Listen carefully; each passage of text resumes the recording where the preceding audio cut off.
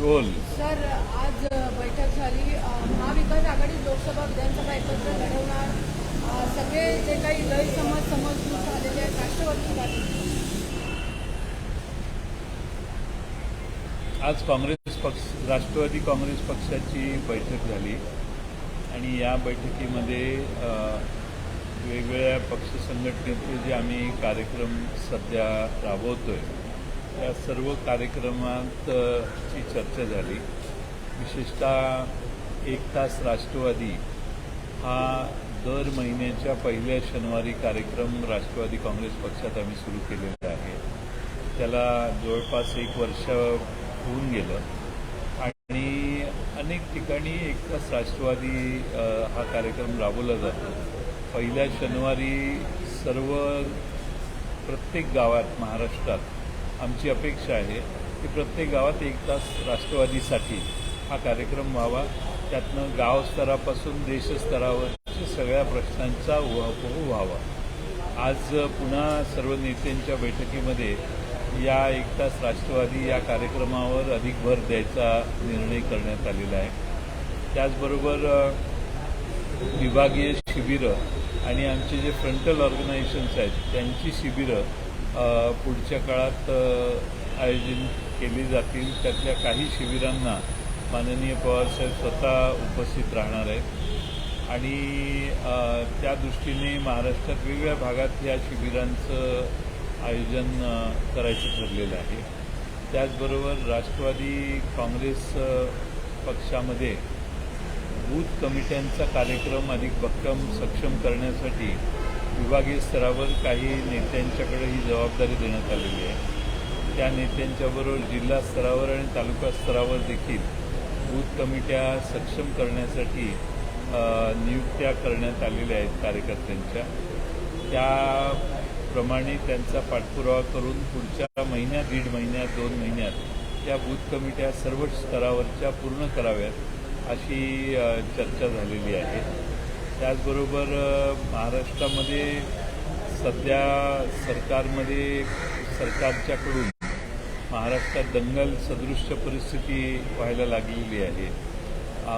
अकोल्यामध्ये, शेवगावमध्ये किंवा नाशिक त्र्यंबकेश्वरमध्ये ज्या गोष्टी घडलेल्या आहेत त्याच्यावरही पक्षांतर्गत चर्चा आणि त्याच्यावरही चिंता व्यक्त करण्यात आली आणि सरकारने याच्यात लक्ष घालून अशा घटना पुन्हा होणार नाहीत याची काळजी घेण्याची आवश्यकता आहे. त्र्यंबकेश्वरमध्ये अनेक वर्षाची परंपरा आहे. मुस्लिम बांधव त्र्यंबकेश्वरच्या दारात नेऊन त्या ठिकाणी शाल पायरीवर ठेवतात आणि धूप घालतात. त्यात आणि कमी वेळेत इतक्या तातडीने SITची स्थापना करण्यात आली.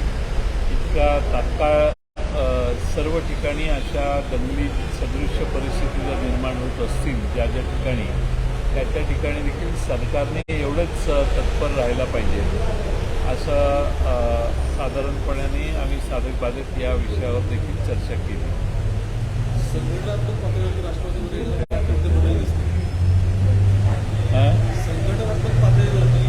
राष्ट्रवादीमध्ये काही बदल करण्याचं संघटनात्मक आमच्या निवडणुका चालू झालेल्या आहेत.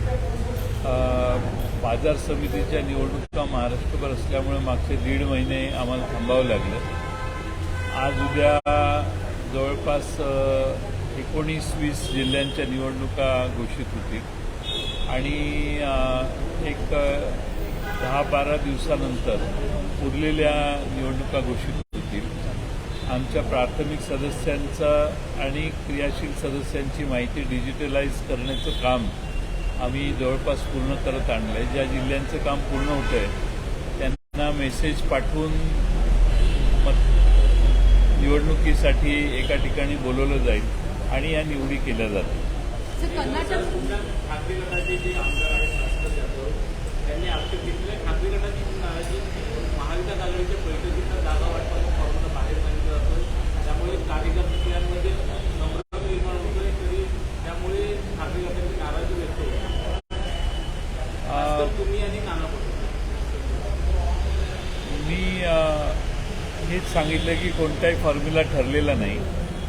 त्या दिवशी सांगितलं, आजही सांगतो. आणि बैठकीमधली चर्चा जी आहे ती चर्चा ही त्याचं कोणतंही सूत्र ठरलेलं नाही. केस टू केस आम्ही चर्चा करणार आहोत. तेच मी त्या दिवशी बैठकीत सांगितलं, आज पुन्हा ते सांगतोय. त्यामुळं सूत्र ठरलेलंच नसेल तर ते बाहेर सांगण्याचा प्रश्न उद्भवत नाही. आता त्यातून भास्करराव का नाराज झालेत हे त्यांच्याशी फोनवर चर्चा करून मी तपासतो.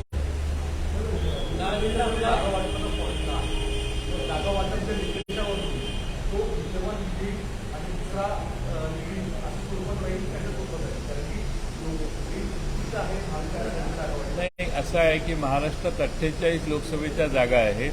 त्या सगळ्या जिंकण्यासाठी त्या ठिकाणी योग्य उमेदवार ज्या पक्षाकडे असेल त्या पक्षाप्रमाणे त्या पक्षांची तयारी, त्या पक्षांच्या बाबतीत तिथला त्या पक्षाचा कार्यकर्त्यांचा समूह, सर्वच गोष्टींची चर्चा करून त्याच्यावर निर्णय होतील.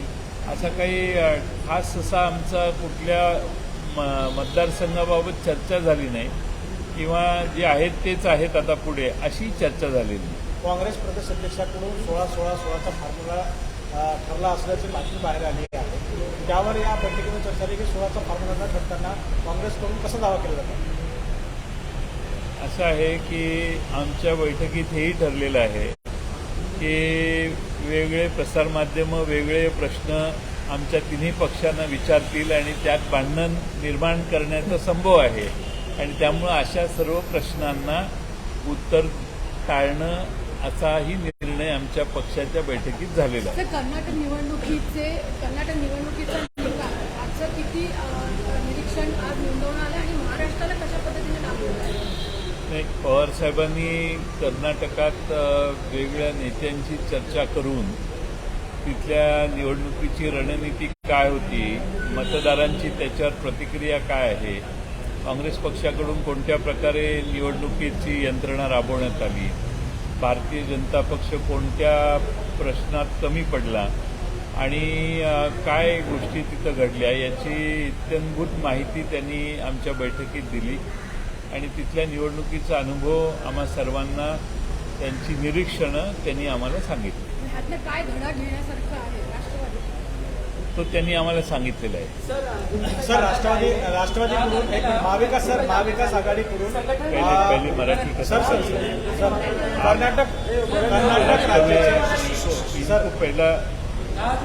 कर्नाटक राज्याचे मुख्यमंत्री 6 जूनला छत्रपती शिवाजी महाराजांच्या राज्याभिषेकाला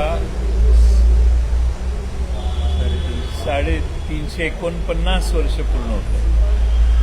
त्यामुळे हा छत्रपती शिवाजी महाराजांचा राज्यारोहणाचा समारंभ हा भारतवर्षामध्ये पहिल्यांदा एक स्वतंत्र राज्य, स्वाभिमानी राज्य निर्माण करण्याचा प्रसंग होता. आणि म्हणून आज सगळा मराठी महाराष्ट्रातला माणूस हा छत्रपती शिवाजी महाराजांना आराध्य दैवत मानतो. त्यांचं राज्यारोहणाचा प्रसंग 6 जूनला 349 वर्षापूर्वी जो घडला त्याच्या बाबतीत पूर्ण महाराष्ट्रात राष्ट्रवादी काँग्रेस पक्षाच्या वतीनं शिवाजी महाराजांच्या, छत्रपती शिवाजी महाराजांच्या राज्यारोहणाचा समारंभ सोहळा हा सर्व ठिकाणी साजरा करण्यात येईल. त्यानंतर 10 जूनला महाराष्ट्रात राष्ट्रवादी काँग्रेसला 24 वर्ष पूर्ण होऊन 25व्या वर्षात हा पक्ष पदार्पण करतोय. आणि त्यामुळे अहमदनगरला या 10 जूनची रॅली, 10 जूनची सभा, 10 जूनचा हा 24 वर्षातून 25व्या वर्षात जाण्याचा हा जो दिवस आहे 10 जून, तो फार मोठ्या प्रमाणात राष्ट्रवादी काँग्रेस पक्षाच्या वतीने अहमदनगरला साजरा होईल. त्या ठिकाणी ती एक मोठी सभा घेण्याचं प्रयोजित केलेलं आहे. सर, राष्ट्रवादी काँग्रेस पक्ष आणि इतर 2 पक्ष जे आहेत त्यांनी असं ठरवलं आहे की कर्नाटकच्या मुख्यमंत्र्यांचा सत्कार करायचा. अशी अजून काही रणनीती ठरली असली की त्यांचा कधी सत्कार करणार नाही? नाही, कर्नाटकच्या मुख्यमंत्र्यांचा शपथविधी होईल. शपथविधी झाल्यानंतर काँग्रेसचे नेते त्यांच्याशी चर्चा करतील. त्यांना जो योग्य वेळ वाटेल त्या दिवशी त्यांना घेऊन वज्रमुठची आणखीन एक सभा कदाचित त्यावेळी होईल. महाविकास आघाडीत वज्रमुख सभेत होतं येणाऱ्या काळात आणखी कोणते कार्यक्रम हाती घेणार आहात? जसं राष्ट्रवादीच्या पक्षासंदर्भात कार्यक्रम होतो. राष्ट्रवादी काँग्रेस पक्षाचा वर्धापन दिन आहे 10 जूनला. तो कार्यक्रम वेगळा आहे. वज्रमुठचे कार्यक्रम तारखा या उन्हाळ्याच्यामुळं नवीन निश्चित केल्या जातील. त्या जून महिन्यात असतील काही, परंतु पाऊस असल्यामुळे त्याला कदाचित मर्यादा येण्याची शक्यता आहे. त्यामुळं पहिल्या 1-2 तारखा कदाचित जूनमध्ये होऊन जातील. पण 10 जूनला आता राष्ट्रवादी काँग्रेस पक्षाच्या वर्धापन दिनाचा कार्यक्रम हा अहमदनगर शहरात होणार आहे. सर, आपने इसमें बताया कि कर्नाटक के जब नए सीएम के चुनाव होगा उसका उनको फेलिसिटेशन महाराष्ट्र में भी प्राप्त करेंगे, लेकिन हम सिनेरियो जो देखते हैं कर्नाटक में अभी कांग्रेस तय नहीं कर पा रही. सिद्धरामैया होंगे, ऋषि कुमार होंगे, लेकिन एक कंसेंसस सिद्धरामैया का बनता हुआ नजर आ रहा है. लग रहा है आपको कि जो नए चेहरे हैं ऋषि कुमार को बनाया जाएगा, क्योंकि तरफ भी काफ़ी लोग हैं, विधायक हैं, तो लेकिन पुराने चेहरे को शायद चुनाव किया जाएगा. जैसे हमने देखा है कि राजस्थान में हुआ है, वहाँ पर नाराजगी कांग्रेस को झेलनी पड़ी बात है. इससे बचना चाहिए या इसको फिर से रिपीट हो सकता है, ऐसा आपको लगता है? सोच कर चुनाव देखो, एक तो कांग्रेस हमारा मित्र पक्ष है महाराष्ट्र में. कर्नाटक के बारे में कांग्रेस क्या करने वाली है, राजस्थान में क्या हुआ है, इसके ऊपर हम टीका टिप्पणी नहीं कर पाएंगे. वो कांग्रेस का अंदरूनी मामला है. दोनों भी लोग अच्छे हैं. दोनों ने कर्नाटक में कांग्रेस चुन के लाने में बहुत प्रयास किए हैं. तो अभी वो कांग्रेस के हाईकमांड का निर्णय है. खरगे साहब और सोनिया जी जो भी निर्णय लेंगे वो राज्य के सारे विधायक मंजूर करेंगे, ऐसा मुझे लगता है. उसमें कोई प्रॉब्लम नहीं आएगा. और कांग्रेस के दोनों नेताओं से दोनों के एक दूसरे से संबंध भी अच्छे ऐसे दिखते हैं. कोई बहुत तकलीफ नहीं होगी. 1-2 दिन में उनका निर्णय शायद जाहिर होगा. मुझे मालूम नहीं कब होगा. दूसरा सर, आज आपके संगठन को लेकर बैठक हुई है. क्या नए चेहरों को आने वाले समय में संगठन में तालुका जिला स्तर पर श्रेणी मिल सकती है? और दूसरा उससे जुड़ा हुआ सवाल, जैसे कर्नाटक चुनाव के नतीजे आए हैं, वहाँ के हालात हैं, वैसे हालात महाराष्ट्र में बनते हुए आपको नजर आ रहे हैं, जिसके चलते महाविकास आघाड़ी कांग्रेस में फायदा होगा, ऐसी कोई बहस का मुद्दा रहा है? एक तो हमारी पार्टी के महाराष्ट्र के यूनिट के संगठन के इलेक्शंस अब चालू होने वाले हैं. 1 महीने में सारे संगठन के निर्णय हो जाएंगे. हमारा प्रयास ये है कि बहुत साल से एक 6 साल से 10 साल से कुछ जिले में हमारे अध्यक्ष बने रहे हैं या तालुका के अध्यक्ष हैं. उनमें नए चेहरे लाने की हमारी कोशिश रहेगी. नए लोगों को चांस देने का हमारा आग्रह है. कर्नाटक चुनाव को लेकर वही वैसे ही महाराष्ट्र में बन रही है, महाविकास आघाड़ी सरकार कांग्रेस में फायदा हो सकता है, ऐसी कोई बहस, ऐसी कोई चर्चा आज के में रही है? महाराष्ट्र में तो वैसी जमीन जिस दिन एकनाथ शिंदे और उनके 40 विधायकों ने शिवसेना छोड़ी तभी जमीन बन गई. जमीन तैयार है और वोटर को राह देख रहे हैं कि कब वोटिंग का दिन आए. मुझे पूरा यकीन है कि तीनों महाविकास आघाड़ी के नेता इकट्ठा आए और तीनों पार्टियां इकट्ठा आए तो कम से कम 200 से ज़्यादा विधायक महाराष्ट्र में MVA को चुन के आए. आप जब सब ये कहते हैं कि 200 से ज़्यादा चुन के आए महाविकास आघाड़ी साथ में लड़ेगी, तो ऐसा क्यों होता है कि भाजपा ज़्यादा वहाँ रहते हैं कि जो कुछ बैठक होती है इसके मुद्दे आप बाहर आकर डिस्कस करते हैं जो नहीं किया जा रहा है, नाराजगी से वहाँ से क्यों आता है? फिर कहना ऐसे देखो, 3 पार्टी है. भास्कर यादव तो उस मीटिंग में नहीं थे और जो मीटिंग में होता है वो बाहर क्या बताने का इसका मैंडेट हमको दिया गया. और नाना पटोले जी, मैं और हमारे संजय राउत हम तीनों ने आके वहाँ प्रेस लेके वहाँ बोल दिया है। उसके बाद में कुछ किसी ने बोला नहीं है, तो मुझे मालूम नहीं कि भास्कर जादव जी को किसने क्या इन्फॉर्मेशन दी, किसी ने और ने कहीं कुछ बोला होगा तो मुझे मालूम नहीं। हमने यही किया कि फॉर्मूला तय नहीं हुआ है और हर कॉन्स्टिट्यूंसी की चर्चा हमें करनी है।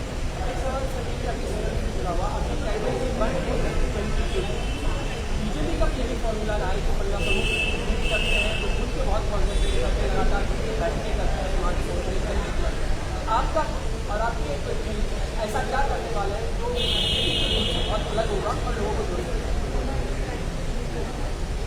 देखो, हमारी पिछले 2019 के चुनाव का अनुभव ये है कि जहाँ बूथ कमेटियाँ हुई वहाँ हमारे को अच्छा विजय मिला। जहाँ बूथ कमेटी हुई नहीं वहाँ हमें हमारे उम्मीदवार चुन के नहीं आए। तो इसीलिए हम ये अनुभव है हमें कि बूथ कमेटी बनती है तो वहाँ का विधायक राष्ट्रवादी का चुन के ही आता है और इसका असर लोकसभा के चुनाव के ऊपर भी पड़ सकता है। इसलिए जल्द से जल्द बूथ कमेटी करने का हमारा प्रयास है।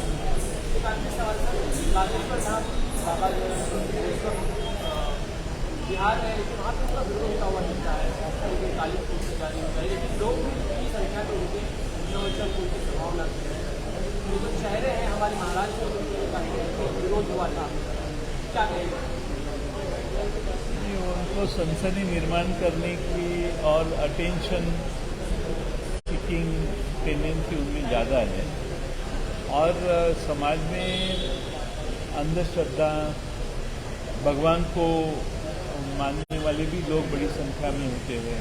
तो सारे लोगों को ऐसा लगता है कि ये भगवान की भाषा बोल रहे हैं, इसलिए लोग सुनने को जाते हैं और वहाँ जाने के बाद समझता है ये कोई और ही भाषा बोल रहे हैं, तो लोग वापस चले जाते हैं। अभी यहाँ नहीं चली तो शायद बिहार में जाके कुछ चलता है तो देखने की कोशिश होगी शायद, मुझे मालूम नहीं किस लिए वो वहाँ गए।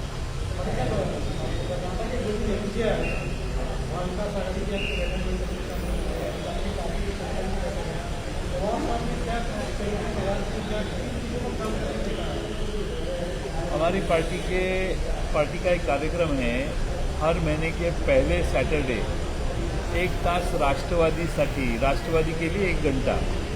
ये जो कार्यक्रम है वो अधिक प्रभावी स्वरूप से महाराष्ट्र के हर गांव में, हर वार्ड में होने की आवश्यकता है। इसीलिए उसके ऊपर हमने बातचीत की।